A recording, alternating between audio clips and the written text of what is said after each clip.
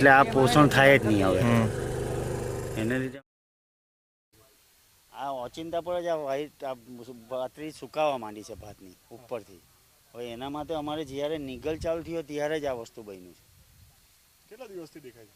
આ પાંચ છ દિવસથી આ છે. કેટલું નુકસાન ડાંગર? ડાંગર પૂરું ખલાસ એવું લાગે છે હમણાં જોતા તો. સ્પ્રે કરીએ છીએ, કાલે આવેલા હતા ડૉક્ટરો, એમણે કીધું એ પ્રમાણે સ્પ્રે કરીએ છીએ, પણ લાગતું નથી કે હાથમાં આવે. કેટલા વીઘા તમે? મારી 80-85 વીઘા ડાંગર જ છે હમણાં. બધું ડાંગર. કેટલો ખર્ચો? ખર્ચો 15-16 હજારનો ખર્ચો વીંઘે કર્યો છે. પાછું વળતર મળી જશે? થઈ જશે? ના, નહીં થાય. આ શાને લીધે થાય છે? આ હવે વાતાવરણને લીધે જ થતું લાગે, કારણ કે આ પહેલી વાર આ રીતનો સુકારો આવ્યો છે આ રીતનો. બાકી આ સુધી આવ્યો નથી આવો. આ કેટલા મહિનાનો ક્રોપ છે? આ 3 થી 4 મહિનાનો ક્રોપ. 4 મહિનામાં હાથમાં આવી જાય તો ધરુવરિયા સાથે. અત્યારે આ BLB નામનો રોગ છે. એટલે તેના BLB એટલે બેક્ટેરિયલ લીફ બ્લાઇટ.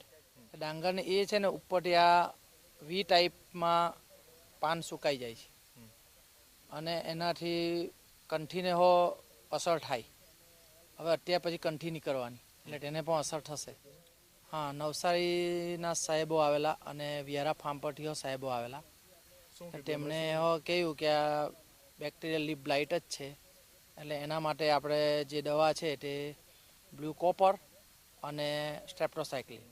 ઓલપાડ તાલુકામાં આ બાજુ કુંભારી, સોનલા ખારા એ બાજુ આખી પટ્ટી પર આ રોગ છે. અને અમારા પણ આ બાજુ સિયાદલા, સિમલઠુ, પારડી, કાછબ, મુળડ એ બધા જ ગામોમાં છે.